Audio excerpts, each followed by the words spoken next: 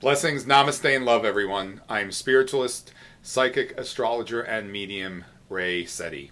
Once again, thank you for allowing me this opportunity to share with you my astrological and spiritual insights for the month of August 2021. Once more, we are absolutely blazing through this year at what I refer to as ludicrous speed. So we are very aware how change has been very prevalent and obvious for all of us, and August will be no different. In fact, August can be a time where we can experience some of the greatest, most benevolent changes. I always suggest welcome change from a place of love, and when the winds of change are abundantly present, we always inspire us to recognize the importance of staying energetically grounded to the energies of the earth and clear and peaceful within your being. I've shared with you over the course of many, many years suggestions as to how to energetically clear yourself to keep yourself grounded.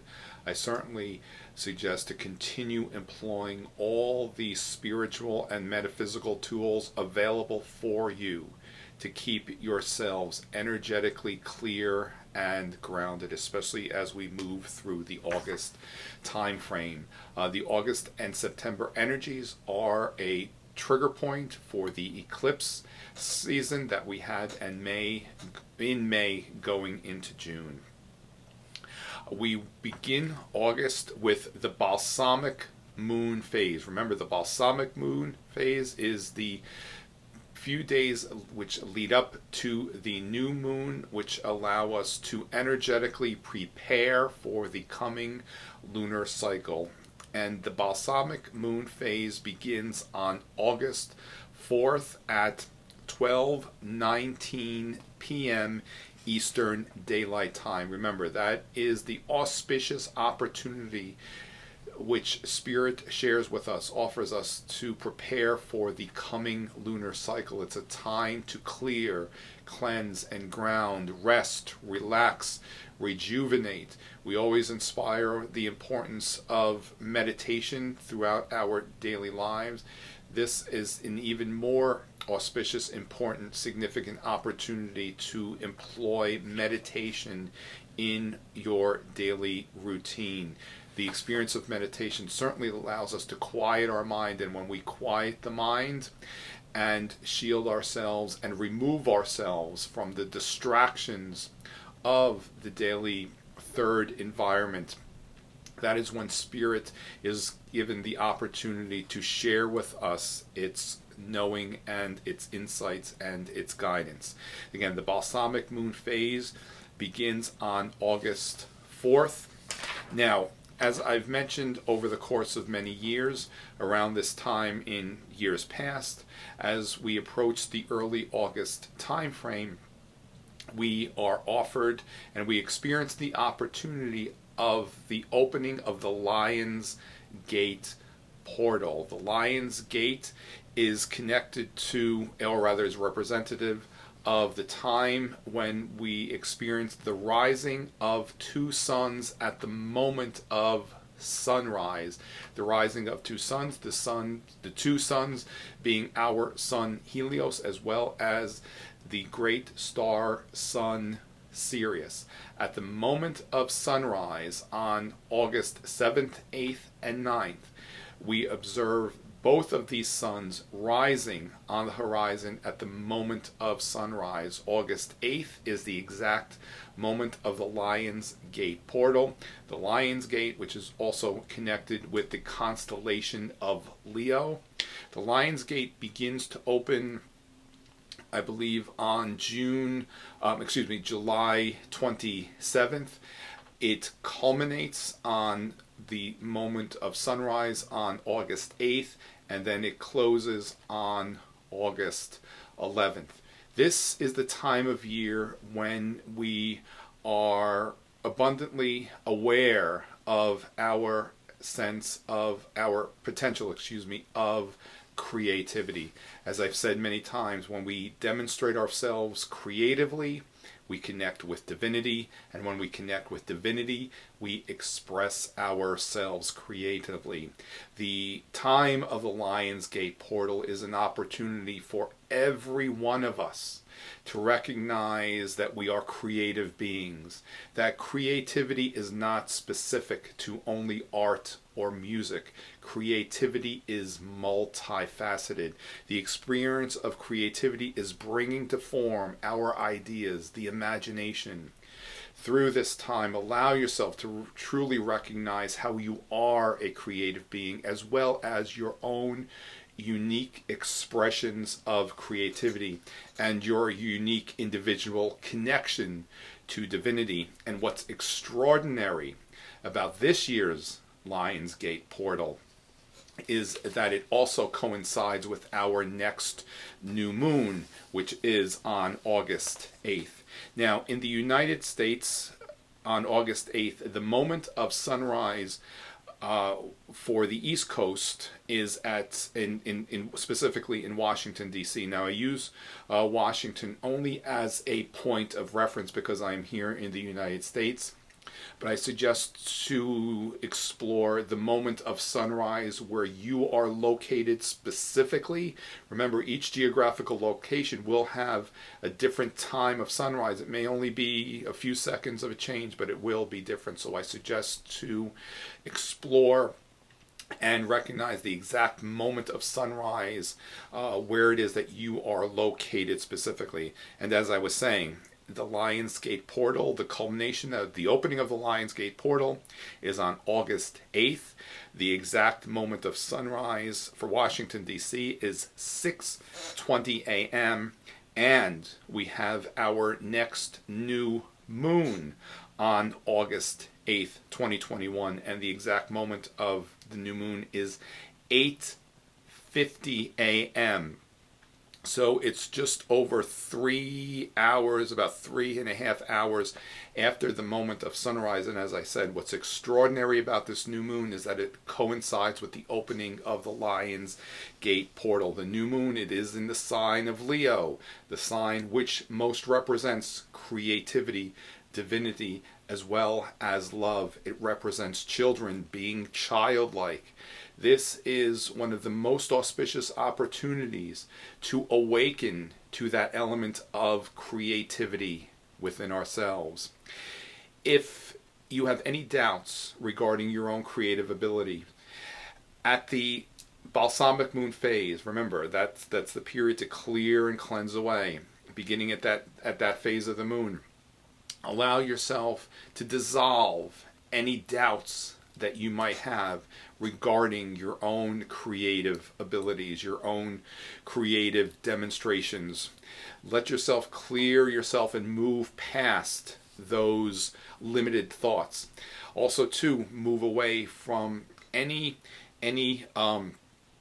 uncertainties that you might have regarding your own personal connection to divinity, whatever that might be. Remember, whenever we address all of this, there's no right or wrong. All of these understandings and beliefs are specific to who we are individually and our life and spiritual path. So if you have any doubts regarding your own sense of your personal connection to divinity, let yourself clear away those doubts and insecurities. Dissolve any of those limitations, those limited thinkings which may not allow you to fully understand your connection to divinity, as well as that element of divinity which exists in every one of us. That creative element is very much representative of that element of divinity within all of us. This is the most auspicious opportunity to really awaken to that knowing within ourselves, always from a place of love. The lower vibration of that Leo element is being consumed by the ego. The higher vibration of the Leo experience is the element of love that is very much representative of sovereignty and divinity that exists within all of us. When we allow ourselves to connect with that creative element and then permit ourselves to express that creativity, we enjoy great fulfillment. That Leo energy also represents great passion, and as I've expressed many times in the past, that whatever it is that we are passionate about in our lives, it does give us an indication of our purpose. And when we demonstrate that passion and that purpose, we enjoy an experience of great fulfillment. We also are very much in service to others. Being in service to others does not necessarily suggest that we need to sacrifice. In fact, when we are truly in service to another and we are very passionate what it is that we are demonstrating, we enjoy a heightened great level of fulfillment.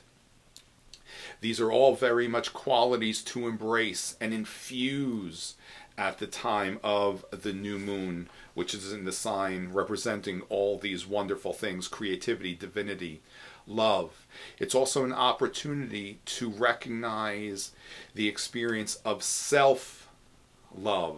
So if you have any doubts of that self-love, anything that might interfere with your ability to really enjoy self-love, dissolve it at the time of the balsamic moon and allow yourselves to awaken to that love that exists within yourselves. When we first and foremost recognize that love within ourselves, always from that place of love and humility, we then begin to experience and observe love in all our experiences in this life, as well as in all situations which come to pass while we are experiencing this human encounter. Remember, when we begin to see that love within ourselves, we also then experience or have the experience where love finds us in all that we encounter. We always suggest to not necessarily go out to find love, but when we are in that place of love within ourselves, love finds us and we enjoy love in all our experiences. And by being so, remember, by being that element, enjoying that element of love within yourself, that's what we are demonstrating. That's what we are reverberating to the outside world, and we are infusing that love throughout the all of humanity. And by being so, we facilitate great and profound change. As I said, the August time frame is very much a time for great and powerful change, and it is very much indicated by the full moon that we have coming in August, which is on August 22nd. The exact time of the full moon is 8:01 a.m., and that's Eastern Daylight Time. Now, the full moon is in the sign which most represents great, powerful, and prominent change, the sign of Aquarius. Now, what's also extraordinary about this lunation is that the full moon is at the critical 29 degrees of Aquarius. I've said many times that the last few degrees of a sign, the astrological signs are measured in degrees and minutes. A full astrological sign is 30 degrees. So that late degree is what is referred to as the critical degree, which is profoundly indicative of a turning point and the sign and the experience of change. So when this critical degree is located in the sign which most represents change, we enjoy and experience profound change, which every one of us will enjoy many blessings. Remember, great change brings about new and heightened experiences. Great change also fuels and fortifies high levels of creativity. Great change will bring about prolific creativity. So you see how this is all coming together, tying together at this time.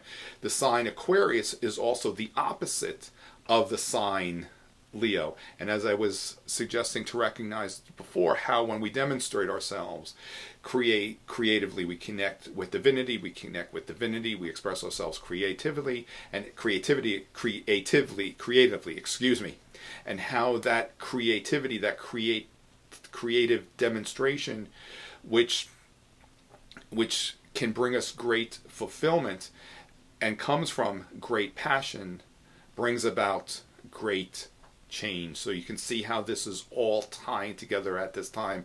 I might be digressing a little bit, but I hope I'm expressing and sharing with you this information in ways that will inspire you to really recognize that creativity and our ability, our unique ability within all of us to facilitate great changes in the outside world, and to not fear when the winds of change come along. Remember that change fuels creativity and creative growth and our evolutionary and spiritual growth. So as I said, this coming full moon in August on the 22nd is in that late stage of the sign Aquarius, the sign which most represents and brings about great change, as well as great awareness and great awakenings, those aha moments. Overall, as we go through the August time frame, the collective of humanity may find itself experiencing quite a profound aha moment.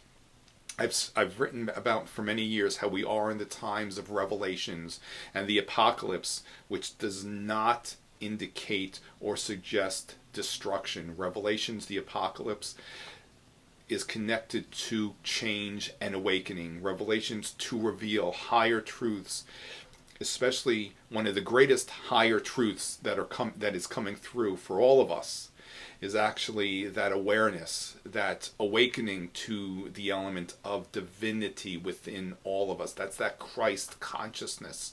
When we hear about the second coming, what I understand spiritually and metaphysically, the second coming to really be about and to demonstrate itself is the awakening of that Christ element within ourselves, which is that being of the altruist, the humanitarian, higher levels of consciousness, and that recognition that we are all very much one and connected to one another, that experience of brotherhood.